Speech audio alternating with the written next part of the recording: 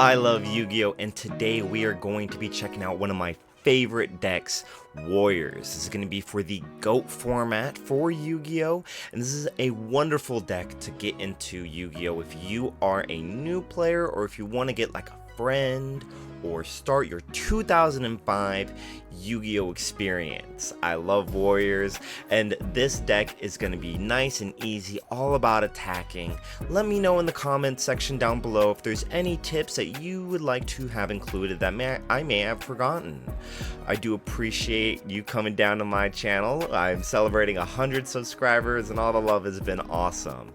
That being said, this is how you play Warrior.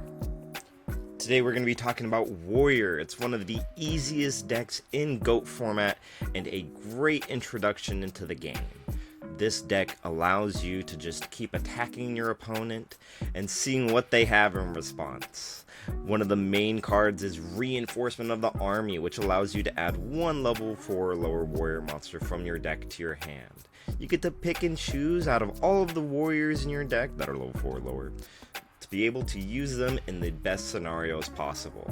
Let's go over some warriors that you might want to choose when activating Reinforcement of the Army. Blade Knight is going to be your main man, your main attacker. He has a lot of attack at 1600, but also gains the effect to have 400 more attack if you have one or less cards in your hand. So a great idea for Blade Knight is to reduce the amount of cards in your hand before you start attacking with them. Maybe set some trap cards or activate some spells and then play your Blade Knight and get to swinging. The other effect of Blade Knight is if you have no other monsters besides Blade Knight on your field, any monster that is destroyed by battle with Blade Knight that has a flip effect, its effects are negated, meaning that they don't get to be able to resolve or do what they love to do, going from face down to face up, as long as Blade Knight destroys that monster by battle. I recommend playing multiple Blade Knights in your warrior deck to be able to consistently get out your Blade Knight and start attacking. Exile Force is a wonderful bunch of dudes. This is going to be your main monster to search for when there are some problem cards on your opponent's side of the field. You contribute Exiled Force to destroy one monster on your opponent's side of the field.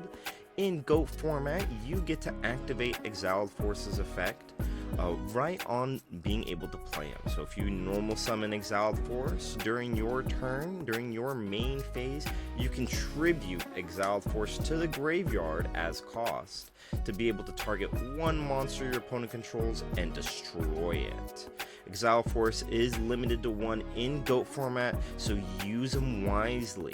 This card is wonderful to get rid of really big monsters that you can't get over, or maybe you're just afraid of your opponent's trap cards. Consider searching for Exiled Force when you need to remove a problem monster from your opponent.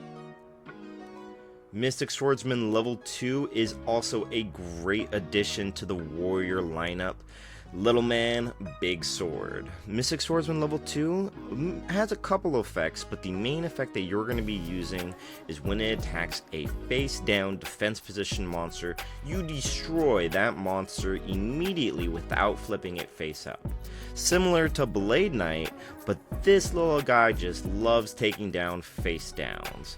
If you have some defense, maybe some trap cards to defend your level 2 because he only has 900 attack and 0 defense, consider searching for Mystic Swordsman level 2 to attack your opponent's face down monster, making sure that it just gets destroyed no matter what. Mystic Swordsman level 2 is a great card to search off of Reinforcement of the Army, so consider searching him whenever is needed. Don Zalug. Now let's say if your opponent doesn't have any monsters, or maybe you have a way to get rid of your opponent's monster outside of normal summoning. Well, consider searching for Don Zalug, as he has 2 effects when he inflicts battle damage to your opponent's life points. This can be directly or running over a weak monster that your opponent has in attack position. The first effect that you most likely will be using is to discard one random card from your opponent's hand. This is a great effect, and a lot of people love Don Zalug, as I love Don Zalug myself. The other effect, that maybe if your opponent doesn't have any cards in their hands, you may want to use the send the top 2 cards from their deck to the graveyard to get rid of some potential cards that your opponent may want to draw. When in doubt, I recommend using the discard 1 random card from your opponent's hand with Donzalug. Great card to search off of Reinforcement of the Army, and there's some wonderful things that you can do with Donzalug. Zombira the Dark, the superhero of warriors. This card is a wonderful card that I love to include whenever we're talking about warriors that you can search off of Reinforcement of the Army. This is a great monster to be able to run over 2,000 or less statted monsters.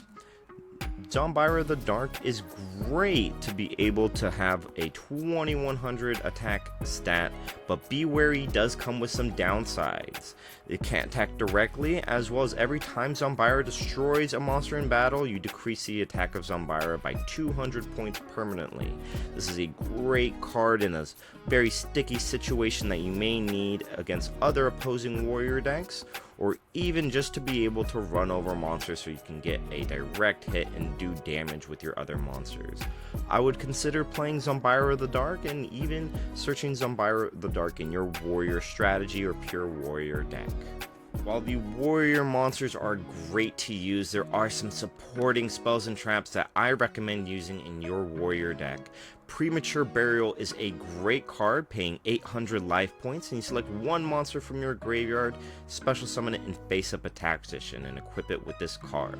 When Premature Burial is destroyed, that monster is also destroyed. This is a great card to use after you've already used your Reinforcement of the Army to bring back some monsters from your graveyard.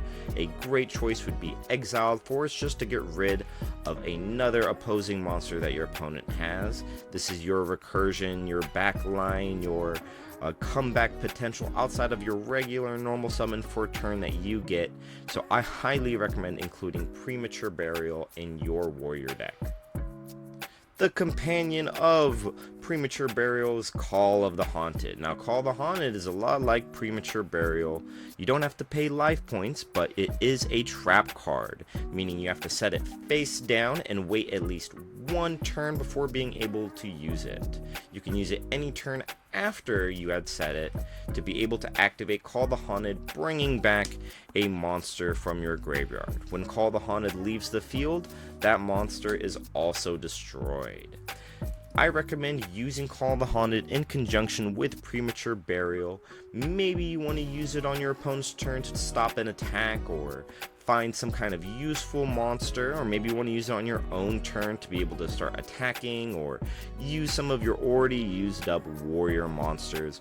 Either way, I highly recommend putting in Call of the Haunted. There's some wonderful cool plays that you can use with it that you can definitely bring back your warriors and have as a wonderful addition. Graceful Charity is a wonderful card that I recommend using in every single one of your GOAT format decks. This is a great card that allows you to draw 3 cards from your deck and then discard any 2 cards from your hand. If you're having a hard time deciding on which cards to discard off of Graceful Charity, I recommend discarding some monsters. Maybe you want to get into more spells and traps, maybe you don't want to clog your hand for Blade Knight, or maybe you even want to bring back some of your warriors with your Premature Burial or Call the Haunted. When in doubt, if you have any ideas for using Graceful Charity, I recommend discarding some monsters so that way you can use them later. Last but certainly not least, a GOAT format staple, a GOAT format boss monster, and a warrior himself, Blackluster Soldier, Envoy of the Beginning. While you can't search this monster off of Reinforcement of the Army, be careful when adjusting your graveyard. Consider the attributes of light and dark that you can banish from your graveyard to be able to get Blackluster Soldier, Envoy of the Beginning for free. You can't normal summon Blackluster Soldier, so be careful when it comes to managing your graveyard or setting it up with Graceful Charity. This guy is a monster of a card and can banish any monster your opponent controls or attack twice when destroys an opponent's monster by battle. And you'll only be able to activate one of these effects per turn, so use your Blackluster Soldier, Envoy of the Beginning, wisely. Blade Knight is the heart and soul of warriors, one of the few warriors that you very often will be playing 3 of in your warrior strategy.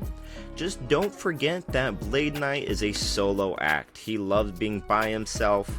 If you have another monster on the field, Blade Knight will not be able to use his own effect to be able to negate a flip effect monster that Blade Knight destroys by battle.